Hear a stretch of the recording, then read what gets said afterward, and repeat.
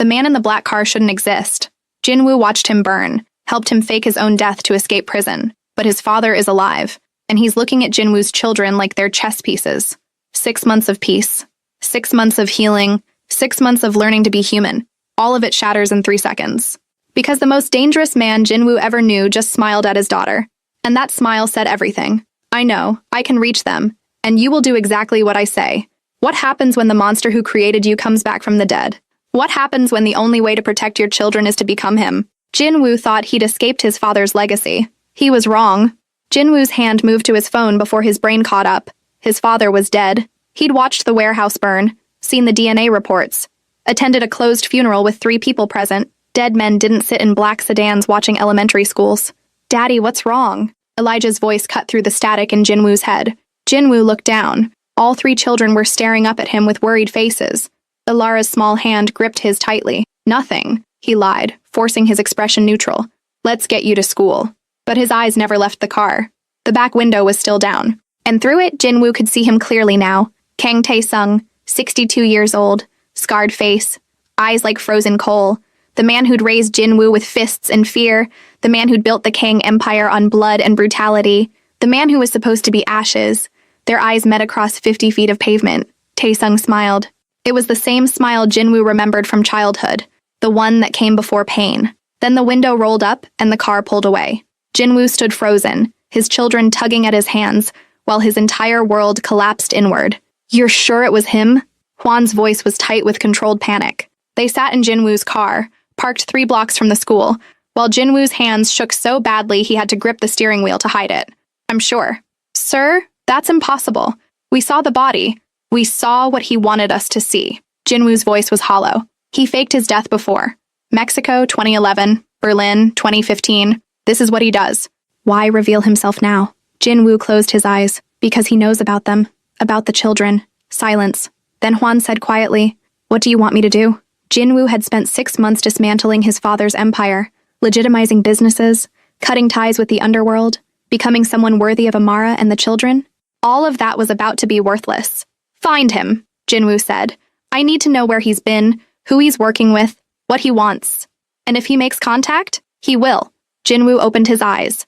That's why he showed himself. He wants me to know he's back. He wants me scared. Are you? Jinwoo thought of Ilara's small hand in his. Elijah's serious eyes. Ezra's bright laugh. Terrified, he admitted. Amara knew something was wrong the moment Jinwoo walked into her office. She'd learned to read him over the past 6 months. The subtle shifts in his expression, the way he held tension in his shoulders.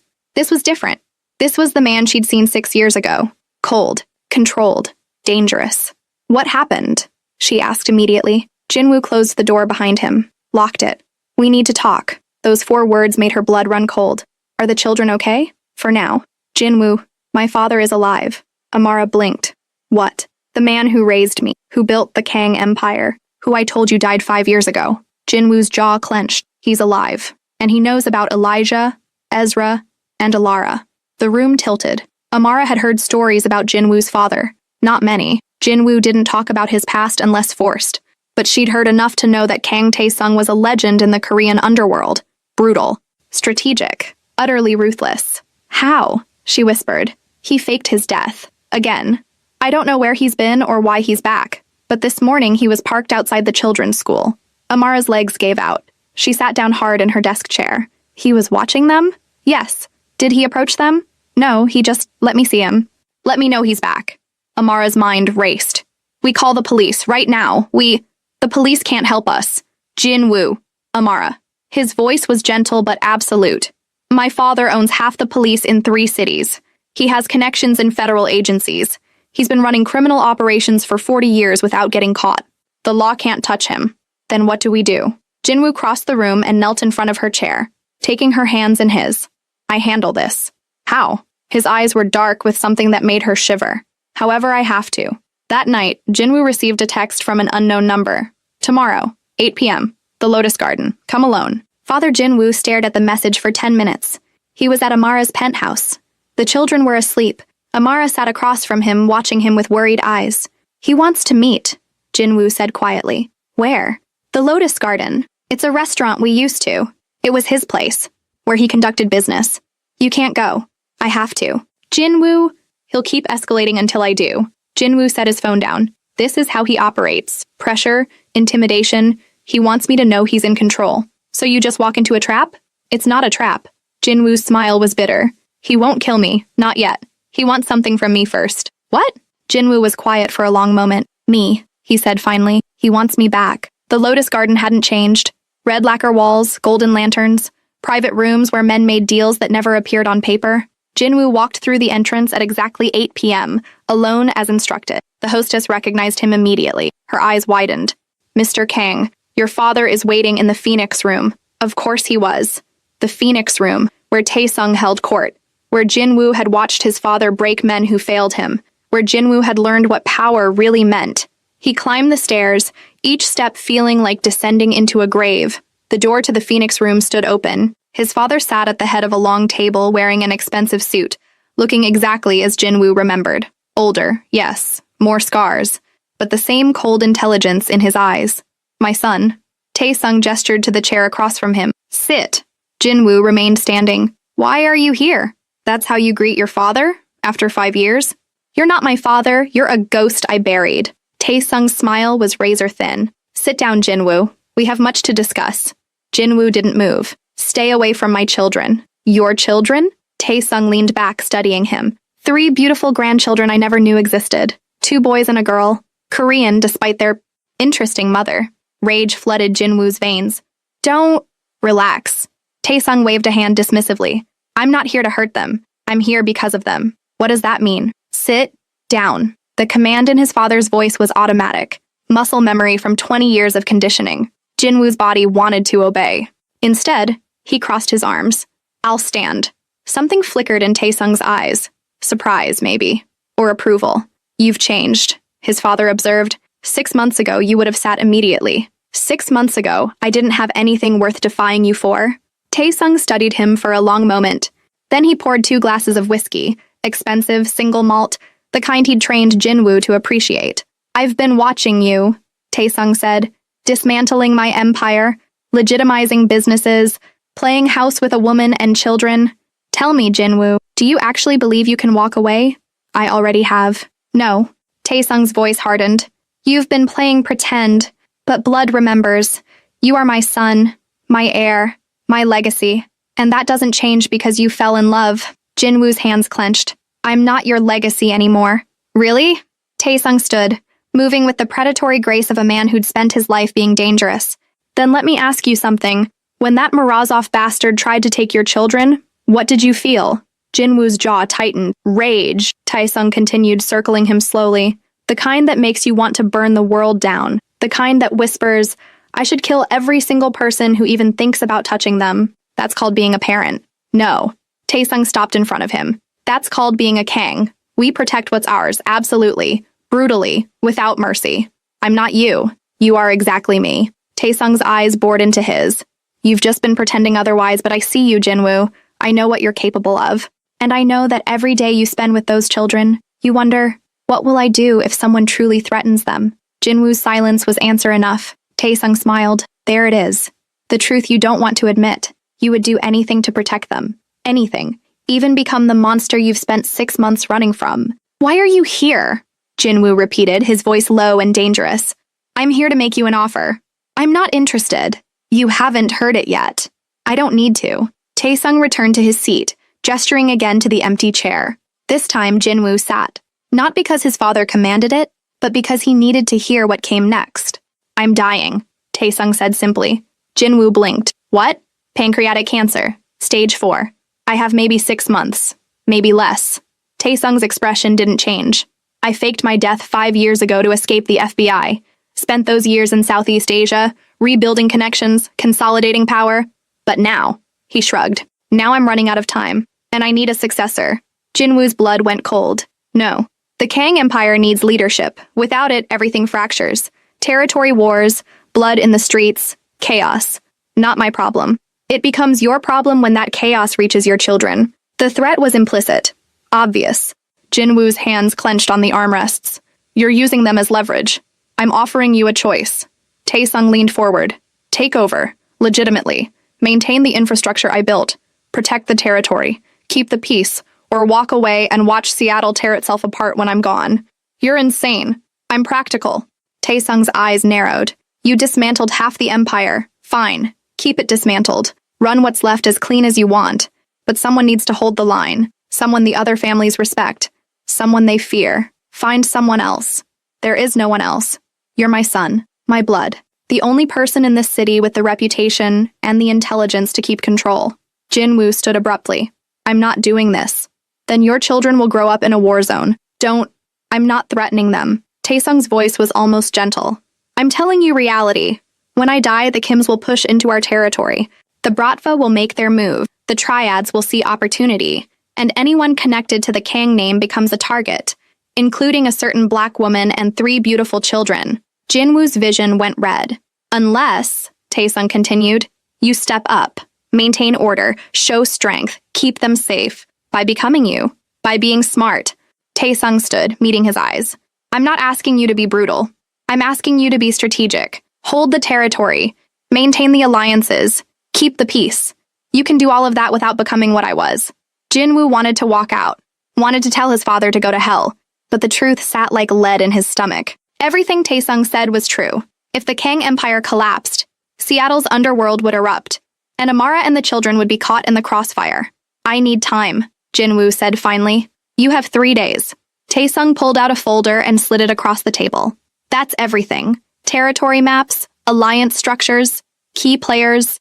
Read it. Think about it. And then decide, do you want to protect your family? Or do you want to feel good about yourself while they burn? Jinwoo took the folder. He didn't open it.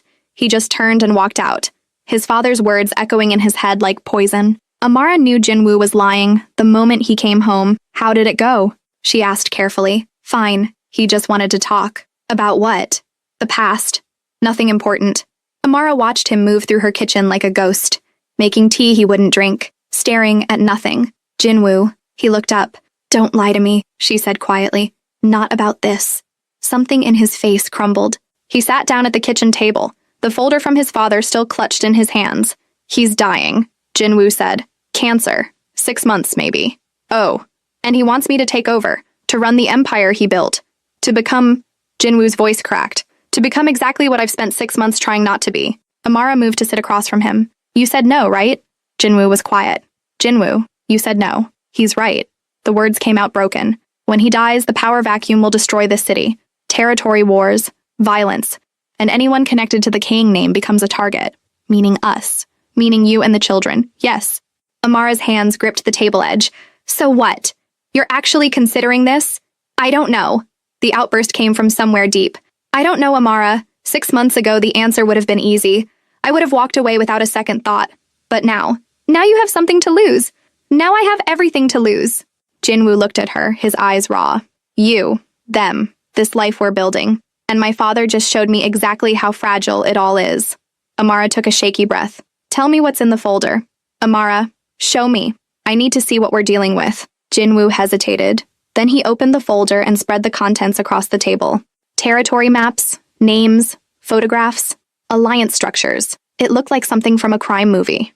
Amara stared at it, her stomach churning. This is what you came from? She whispered. Yes. This is what you were?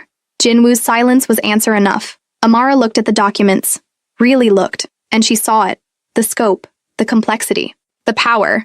Dozens of businesses. Hundreds of people. Millions of dollars. And at the center of it all, the Kang name. Jinwoo's name. If you do this, she said slowly. What does that mean? Practically? It means I maintain control. Keep the alliances stable. Prevent war. By doing what? Negotiating. Mediating disputes. Showing strength when necessary. Showing strength how? Jinwoo's jaw tightened. I don't know. It depends on the situation. Would you hurt people? I don't want to. That's not what I asked. Jinwoo met her eyes. If someone threatened you or the children? Yes. I would do whatever it took to stop them. The honesty was devastating. Amara stood up, pacing to the window. Outside, Seattle glittered with ordinary life. People who didn't know that underneath their city ran currents of power and violence. People like she used to be. I need you to understand something, Jinwoo said quietly. 6 months ago, I was empty. I went through life like a machine. I did what my father taught me because I didn't know any other way. But then I saw you again. I met them. And I remembered what it felt like to be human. He stood, crossing to her. These 6 months with you and the children have been the only real thing in my entire life, and I will not let my father's world destroy that. But I also won't let it destroy you. So you become the monster to protect us from monsters. If that's what it takes. Amara turned to face him. Tears streamed down her face. I didn't sign up for this, she whispered. I know. I wanted normal. I wanted safe. I know. And I'm sorry. I'm so sorry that loving me means living with this. Amara closed her eyes. What do you need from me? I need you to tell me the truth. Can you live with this? With me? If I do what he's asking? The question hung between them like a blade.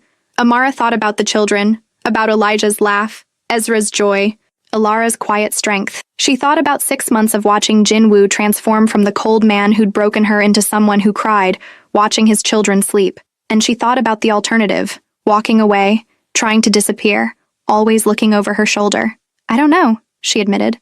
I honestly don't know if I can live with it, but I know I can't live with losing them, and if doing this keeps them safe, she took a shuddering breath. Then we figure it out. Together. Jinwoo pulled her into his arms, and Amara let herself break, because she'd just agreed to something she didn't fully understand. And she was terrified of what it would cost them. The decision lasted exactly 48 hours. Then everything went to hell. Jinwoo was in a meeting with Hwan, reviewing the territory maps his father had given him, when his phone rang. Amara's number. But it wasn't her voice. Mr. Kang. The voice was unfamiliar. Male. Calm. We have something that belongs to you. Jinwoo's blood turned to ice. Who is this? My name is irrelevant. What matters is that your lovely partner and 3 children are currently in a vehicle heading south on I-5. If you want to see them again, you'll listen very carefully to what I'm about to tell you. The world tilted sideways. Jinwoo's hand shot out, gripping the edge of his desk so hard the wood cracked. If you touch them, relax, Mr. Kang. They're perfectly safe. For now. Your father sends his regards, by the way. His father. This was a setup. A demonstration. What do you want? Jinwoo forced the words through clenched teeth. Your father wants an answer. You have 3 hours to decide. Take over the empire, or lose everything. He'll be waiting at the port of Seattle, Pier 47, Warehouse 12. Come alone. Bring your answer. The line went dead. Jinwoo stood frozen for exactly 3 seconds. Then he moved like lightning. Get every man we have, he barked at Hwan. Armed, ready. I want vehicles, routes, backup plans, and find out who just called me. Sir, if this is your father, I don't care if it's God himself. Jinwoo's voice was lethal. He just took my family, and I will burn down this entire city to get them back. Hwan's eyes widened at something he saw in Jinwoo's face. This wasn't the man who'd spent 6 months becoming gentle. Before you continue, you have 2 choices right now. Keep listening to short previews, or unlock the full story. You get 20 full episodes, exclusive audio, no ads, no interruptions. Listen anytime, anywhere. I scan the QR code on the screen now. Or click the pinned link in the comments. What was never said continues there. This was the man Taesung had raised. Cold, calculated, absolutely ruthless. Move, Jinwoo ordered. And Hwan moved. Amara had been picking up the children from school when it happened. 3 men. Professional, polite even. Ms. Laurent, we need you to come with us. Your children's safety depends on your cooperation. She'd looked at Elijah, Ezra, and Alara, their small faces confused and scared, and she'd made the only choice a mother could make. Okay, we'll go with you. Now they sat in the back of a black SUV driving through Seattle traffic, while Amara held her children close and tried not to let them see her terror. Mommy, where are we going? Alara whispered. I don't know, baby, but it's going to be okay. Is Daddy coming? The word Daddy still made Amara's chest ache. 6 months? And the children had fully claimed Jinwoo as theirs? Yes, she said with more confidence than she felt. Daddy will come. Elijah was quiet. Too quiet. He stared out the window with that too serious expression, his small jaw set in determination that looked heartbreakingly like Jinwoo's. Elijah, Amara said softly. Are you okay? He looked at her. The man in the front seat has a gun. Amara's heart stopped. She glanced at the driver and passenger. Both wore suits. Both sat with the relaxed posture of men who knew they were in control. And Elijah was right. She could see the slight bulge under the passenger's jacket. How did you... she started. Daddy taught me, Elijah said simply. He said to always look for weapons, to stay aware, to remember exits. When had Jinwoo taught him that? That's good, baby. But right now, I need you to stay calm, okay? Can you do that for me? Elijah nodded, but his small hand found hers and squeezed tight. And Amara realized with crushing clarity, These children had already started learning to live in their father's world. The warehouse was exactly what Jinwoo expected. Isolated, defensible, multiple exits. His father had always been predictable in his strategy. Jinwoo arrived with Hwan and 6 armed men. They spread out immediately, taking positions, securing perimeters. But Jinwoo walked in alone. The warehouse was vast and empty, except for a single chair in the center where his father sat, perfectly calm, reading a newspaper. "Right on time," Taesung said without looking up. "I've always appreciated punctuality in you." "Where are they?" Jinwoo's voice echoed in the empty space. "Safe, unharmed, probably terrified, but that's unavoidable. This isn't negotiation. This is terrorism. This is clarity." Taesung finally looked up, folding his newspaper neatly. "I gave you 3 days to decide. You were waffling, so I removed the ambiguity. By kidnapping my family. By showing you what's at stake." Taesung stood, gesturing around the warehouse. "This is power, Jinwoo. Real power. The ability to reach anyone, anywhere, anytime. Your children were in a school surrounded by security and teachers. I took them anyway. Your woman was in broad daylight on a public street. I took her anyway. Because you're a monster. Because I'm effective." Taesung's eyes hardened. "And you need to remember how to be effective too. Because the moment I'm gone, every enemy we've ever made will come for you. And they won't be as gentle as I am." Jinwoo's hands clenched into fists. "Where are they? Answer my question first. Are you ready to take over?" "Yes." The word came out before Jinwoo could stop it. Not because he wanted to, but because he had no choice. Taesung smiled. "Good. Now we can move forward." He pulled out his phone and made a call. "Bring them in." 30 seconds later, a side door opened, and Amara walked in, holding Elijah, Ezra, and Alara's hands. They looked unharmed. Scared, but unharmed. Jinwoo's legs almost gave out. "Daddy!" All 3 children broke free and ran to him. Jinwoo dropped to his knees, pulling them into his arms, checking them frantically for injuries. "Are you hurt? Did they touch you? Are you okay?" "We're fine," Elijah said, his voice steady despite his tears. "They didn't hurt us." Jinwoo looked up at Amara. She stood frozen, staring at Taesung with an expression that mixed fury and disbelief. "You," she said, her voice shaking. "You did this. You terrified them. You made them think." "I made you understand reality," Taesung interrupted calmly. "This is the world my son lives in. This is the world your children are part of. And the only way to survive it is to have someone strong enough to control it." He turned to Jinwoo. "Tomorrow, I'll introduce you to the family heads. You'll take your place. And we'll begin the transition. Understood?" Jinwoo wanted to kill him. Every molecule in his body screamed for violence. But the children were in his arms, and Amara was watching, and he'd already made his choice. "Understood," he said through gritted teeth. Taesung nodded, satisfied. "Good. Now take your family home. And Jinwoo?" "What?" "Welcome back." They didn't speak on the drive home. Jinwoo drove while Amara sat in the passenger seat, staring out the window. The children had fallen asleep in the back, exhausted from fear and adrenaline. When they finally reached Amara's penthouse, Jinwoo carried each child inside and tucked them into bed while Amara stood in the kitchen, arms wrapped around herself. When he came back out, she was crying silently. "Amara, don't." Her voice broke. "Just don't. I'm sorry. I'm so sorry. Your father kidnapped our children." The words came out raw. "He terrorized them. He used them as leverage to force you back into his world. And there was nothing I could do to stop it. I know. I felt so powerless." Tears streamed down her face. "I sat in that car with them, and I couldn't protect them. I couldn't call for help. I couldn't fight. I just had to.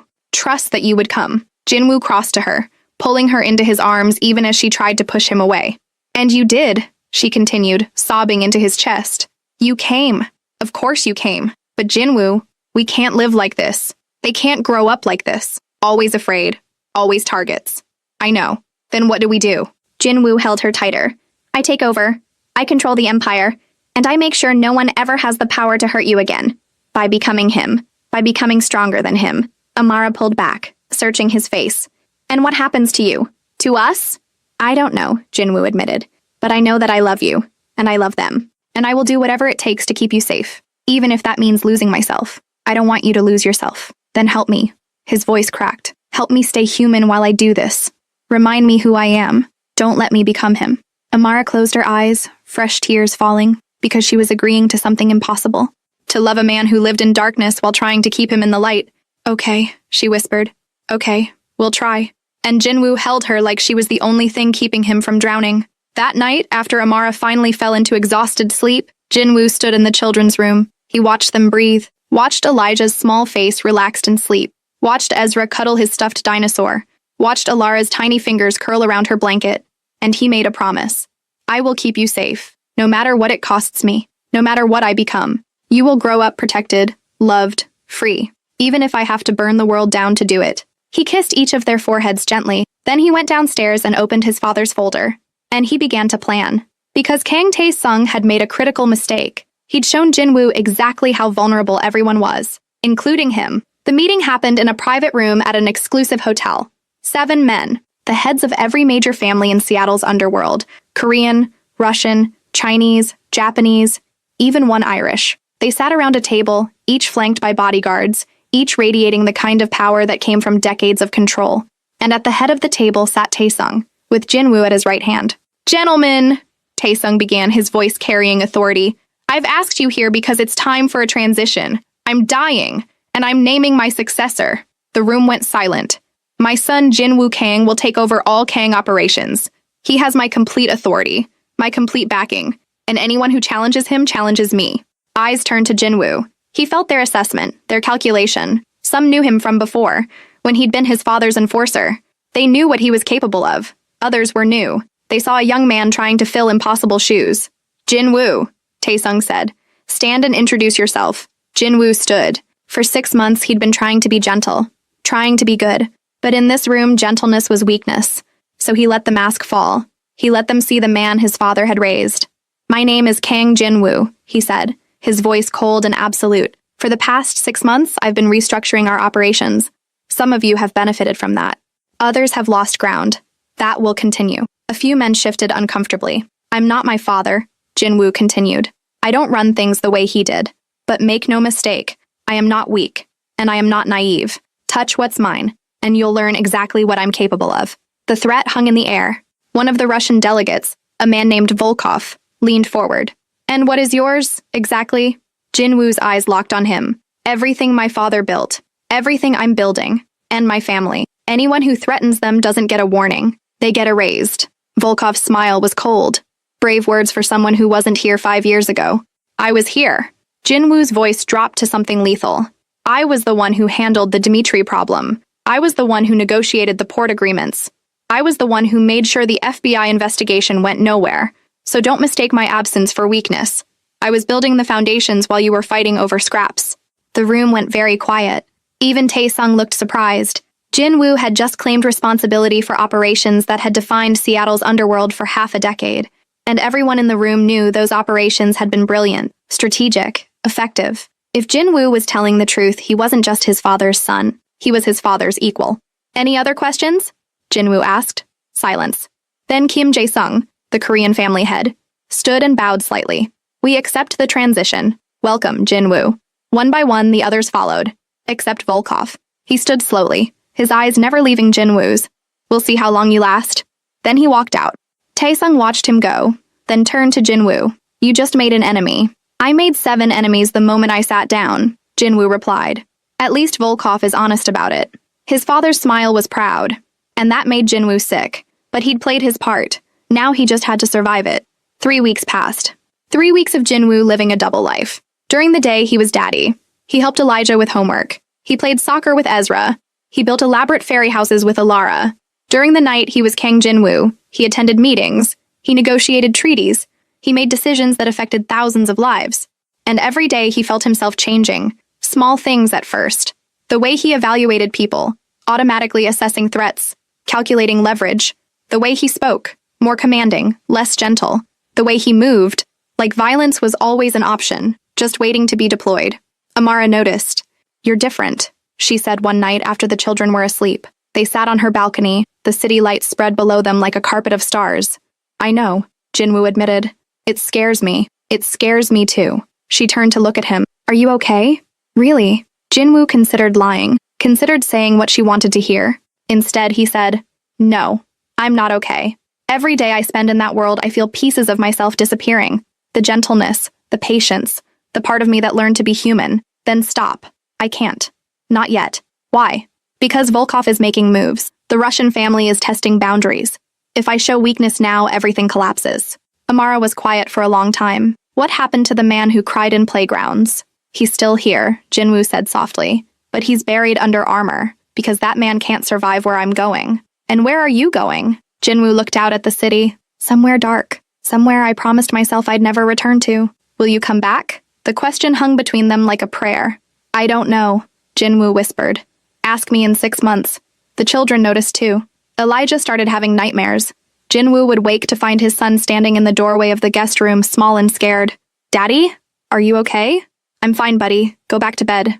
But Elijah wouldn't move. You look sad, even when you're smiling. God, 5 years old, and already too perceptive. Jinwoo would scoop him up and carry him back to bed, lying down beside him until he fell asleep. And he'd wonder, what am I teaching them? What kind of man am I showing them how to be? Ezra became quieter, less joyful. He still laughed and played, but there was something muted about it now, like he sensed the tension and didn't know how to navigate it. Alara started asking questions. Daddy, why do you go away at night? Work, baby. What kind of work? Boring grown-up stuff. Is it dangerous? Jinwoo's throat closed. Why would you ask that? Because mommy cries when you leave. He'd looked at Amara then, and seen the truth in her eyes. She was terrified every time he walked out the door. Terrified he wouldn't come back. Terrified that one day she'd have to explain to their children why Daddy didn't come home. The breaking point came on a Tuesday. Jinwoo was in a meeting with Volkov's second-in-command, a negotiation about port access that was going nowhere. Your terms are unreasonable, the Russian said. Your alternative is war, Jinwoo replied calmly. Then maybe war is what we need. The threat was clear. Jinwoo leaned back in his chair, studying the man across from him. He was young, ambitious, stupid. Let me explain something to you, Jinwoo said quietly. I've been very patient, very reasonable. I've given your family every opportunity to work with me rather than against me, and we appreciate that. I'm not finished.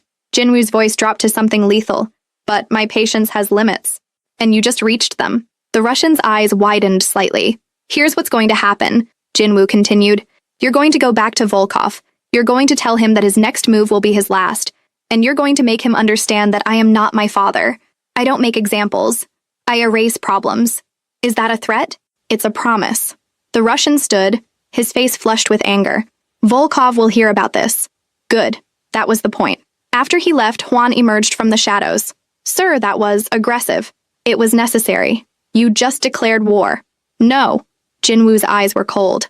I just made it clear that war would be suicide. Volkov will back down. And if he doesn't? Jinwoo was quiet for a long moment. Then he said something that made Juan's blood run cold. Then I'll kill him myself. The words came out so easily, so naturally, like they'd been waiting in Jinwoo's throat for years. And Jinwoo realized with horror, he meant it.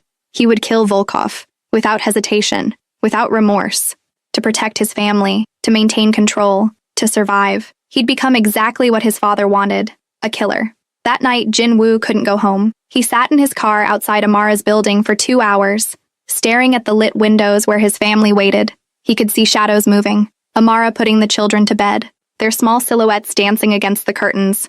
His whole world was in that apartment, and he couldn't walk through the door, because he'd looked in the mirror that afternoon and seen his father staring back. The same cold eyes, the same empty expression, the same willingness to do whatever violence was necessary. How could he hold his children with these hands? How could he kiss Amara with this mouth that had just threatened murder? How could he pretend to be human when he felt like a monster? His phone rang. Amara. He let it go to voicemail. She called again. Again. On the 5th call, he answered. Where are you? Her voice was tight with worry. Outside. Outside where? Your building. I can't come up. Silence. Then, why? Because I'm not safe right now. Jinwoo, I threatened to kill a man today, Amara. And I meant it. I looked him in the eye and promised I would erase him. And the worst part is, it felt easy, natural, like I've been waiting my whole life to become this. He heard her breath catch. Come up, she said finally. Please, just come up. I don't want the children to see me like this. They're asleep. Come up. We'll talk. Amara, Jinwoo, please, I need to see you. So he went up, and when she opened the door, the first thing she did was pull him inside and wrap her arms around. She didn't say anything. She just held him. And Jinwoo broke. All the control, all the armor, all the coldness. It shattered.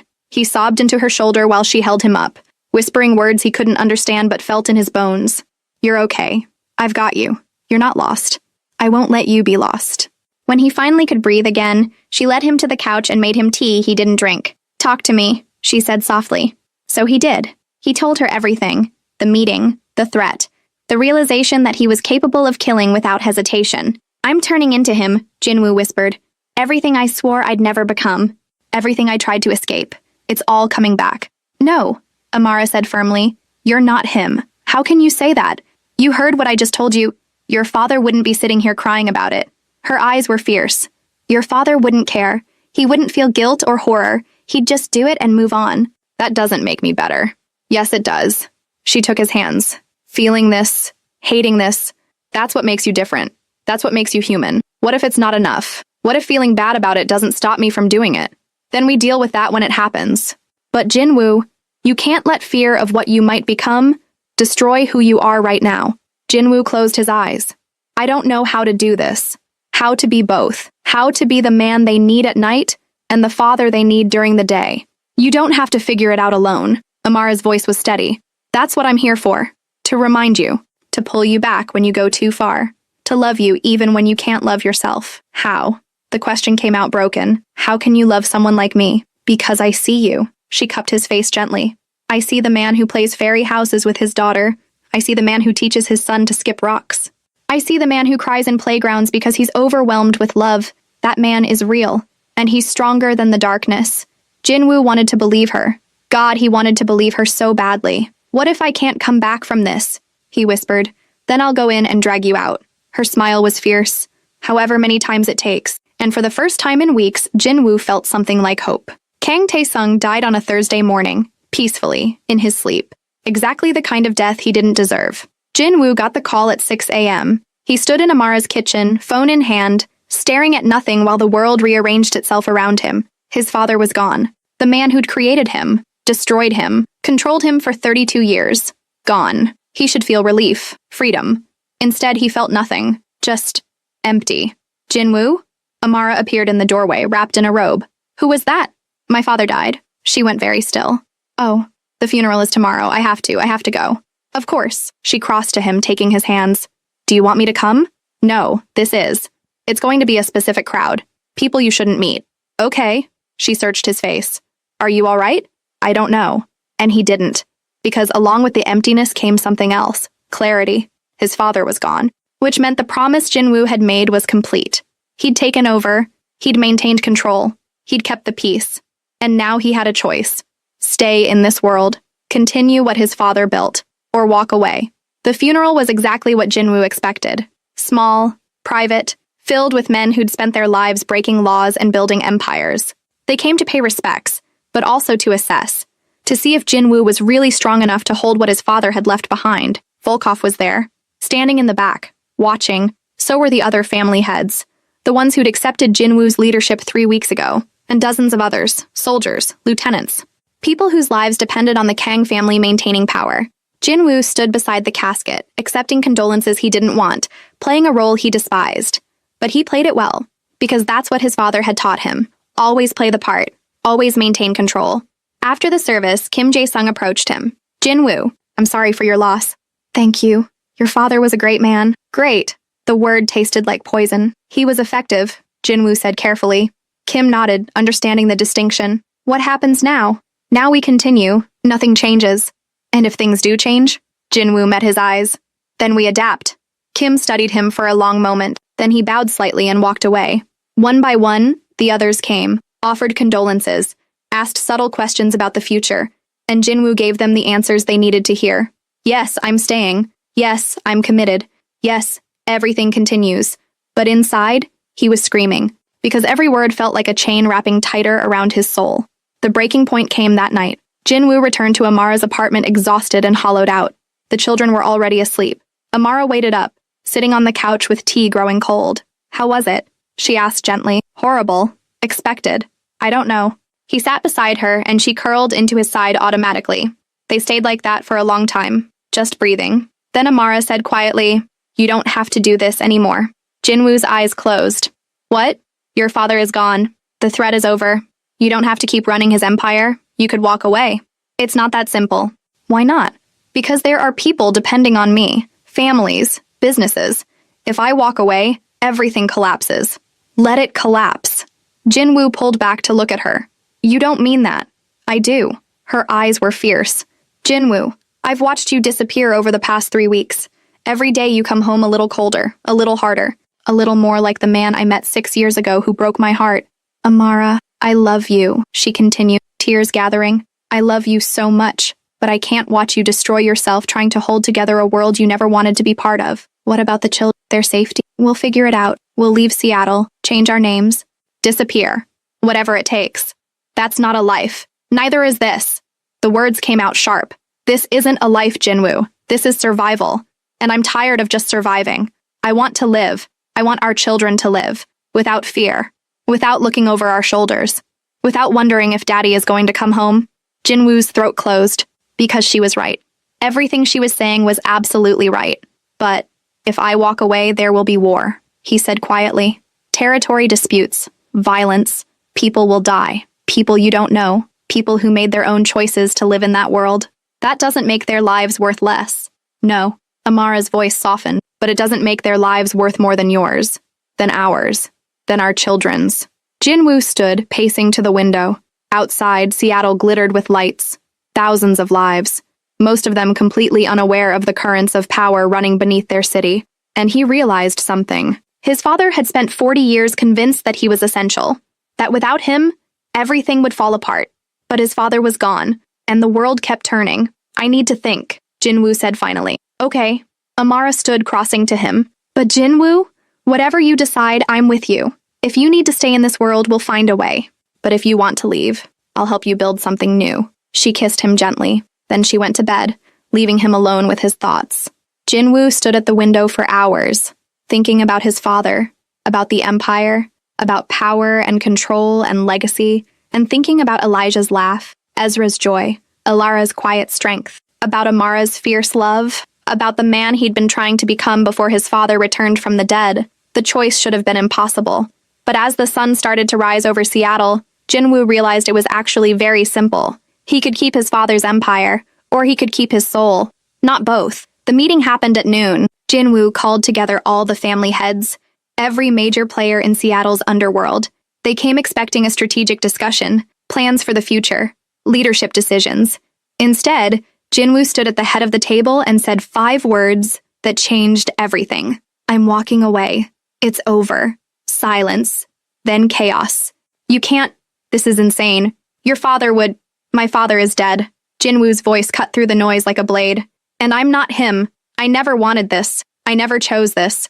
I've spent the last 3 weeks playing a role because I thought I had to. Because I thought I was the only one who could hold things together. He looked around the table at these powerful, dangerous men. But I was wrong. This city doesn't need me. You don't need me. You'll figure it out. You'll make alliances or you'll go to war. Either way, it's your choice, not mine. If you walk away, there will be consequences, Volkov said, his voice dangerous. I know. Jinwoo met his eyes without flinching. And I accept them. But here's what you need to understand. I'm done. Completely. I'm taking my family and disappearing. And if anyone tries to use them as leverage or to pull me back, I will show you exactly why my father feared what I could become. The threat hung in the air. Because everyone in the room had heard the stories. About the things Jinwoo had done before he left. The precision. The ruthlessness. They'd assumed 6 months of domesticity had softened him. But looking at him now, they realized it hadn't. He'd just learned to control it. You have until sunset to redistribute territory, Jinwoo continued. After that, everything that was Kang property becomes neutral ground. First person to claim it keeps it. I don't care. He pulled out a folder and tossed it onto the table. That's everything. Bank accounts, property deeds, business documents, it's yours. Divide it however you want. Kim Jae-sung stood slowly. Jinwoo, please reconsider. You're making a mistake. Maybe. Jinwoo's smile was sad. But it's my mistake to make. He turned and walked toward the door. Kang! Volkov's voice stopped him. Jinwoo turned. The Russian was standing, his face flushed with anger. You think you can just walk away? You think we'll let you? I think you'll be smart enough not to test me. Or what? Jinwoo's eyes went cold. Try me and find out. For 3 seconds, the room held its breath. Then Volkov sat down, and Jinwoo walked out. He didn't look back. Amara was packing when Jinwoo came home. 3 suitcases spread across the bed. Children's clothes folded neatly, essentials organized. She looked up when he entered, hope and fear warring in her expression. I walked away, Jinwoo said simply. Amara's breath caught. You did? I'm done. We're leaving. Tonight. She crossed the room in 3 steps and kissed him so hard they both stumbled backward. Thank you, she whispered against his lips. Thank you, thank you, thank you. Don't thank me yet. We have to disappear. Really disappear. New city. New names. New life. I don't care. Amara's eyes were fierce. As long as we're together. Mommy? Daddy? They turned. All 3 children stood in the doorway, staring at the suitcases with wide eyes. Are we going on a trip? Ezra asked. Jinwoo knelt down, gathering them close. We're going on an adventure, he said. A big one. Would you like that? Where are we going? Elijah asked carefully. Somewhere safe. Somewhere no one can find us. Somewhere we can just be a family. Will you still be our daddy? Alara's small voice nearly broke him. Always, Jinwoo promised, pulling her close. No matter where we go, no matter what happens, I will always, always be your daddy. She nodded, satisfied.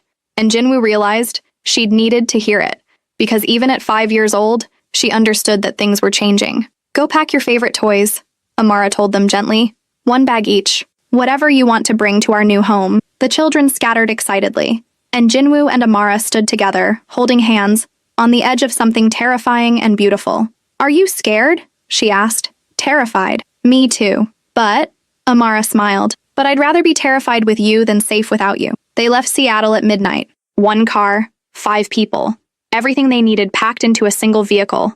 Jinwoo drove while Amara navigated. The children slept in the back, exhausted from excitement and fear. As the city lights faded in the rearview mirror, Jinwoo felt something he hadn't felt in years. Freedom. Real, genuine freedom. Where are we going? Amara asked softly. I have a place. Montana. Small town. My mother bought a house there years ago under a different name. No one knows about it. Montana, Amara repeated, smiling. I've never been to Montana. It's quiet, isolated, safe, perfect. They drove in comfortable silence for a while. Then Jinwoo said, I'm sorry for everything you've been through because of me. Stop. Amara's hand found his. I chose this. I chose you. I'd choose you again, even after everything, especially after everything. She squeezed his hand. Because you chose us too. You walked away from everything you knew, everything your father built. You chose love over power. It was the easiest choice I've ever made. Amara's smile was radiant. Then stop apologizing and just drive. Our new life is waiting. So he drove, through the night, into the unknown, towards something he'd never thought possible. What you've heard so far is only the surface. This story wasn't meant to be consumed in fragments. It was created to be experienced from beginning to end. When you unlock full access, you receive 20 full audio episodes and over 10 hours of immersive storytelling. It's private members-only area, not available on YouTube. No ads, no interruptions. Listen on any device, anytime. You lifetime access. And there's more. New content every week, and you can even choose the theme of the next story. But be aware, access for new members is closing.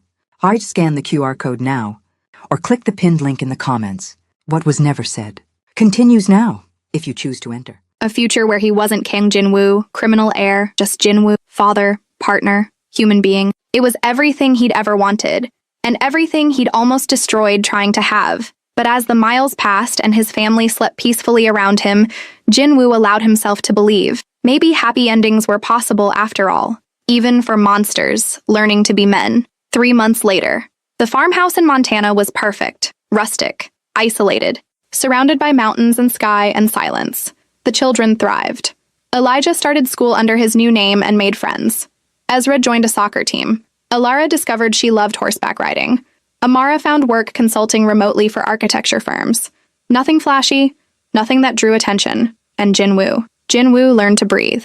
He took the children fishing, built them a treehouse, taught them to ride bikes and identify constellations. He and Amara got married in a tiny courthouse ceremony with just the 5 of them. No family, no guests, no witnesses except the judge.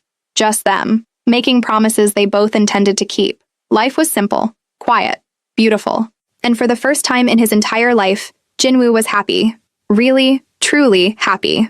But on a Tuesday afternoon, 3 months and 2 days after they'd left Seattle, Jinwoo came home from town to find Amara standing in the kitchen, holding a phone he didn't recognize. Her face was white. What's wrong? Jinwoo asked immediately. She held out the phone without speaking. Jinwoo took it. There was a single text message from an unknown number, and attached to it was a photograph. of Elijah, Ezra, and Alara, taken that morning at their new school in Montana. The message read, "Found you. We need to talk about your father's will. Turns out you inherited more than you thought. And some people want it back. You have 48 hours to contact me, or your new life becomes very complicated." Fee Jinwoo's blood turned to ice. Fee, Volkov. He looked up at Amara, seeing his own horror reflected in her eyes. "They found us," she whispered. Jinwoo stared at the photograph of his children, his beautiful, innocent children who thought they were safe. And he realized with crushing finality, you can't ever really escape. You can only run until someone decides to chase. His phone, his real phone, the one he'd kept hidden, buzzed. Another message. Different number. "Your father left you something in his will. Something everyone wants. Check your email." The password is Phoenix. And Jinwoo, welcome back to the game. Jinwoo's hands started shaking because he knew what this meant. His father's final manipulation.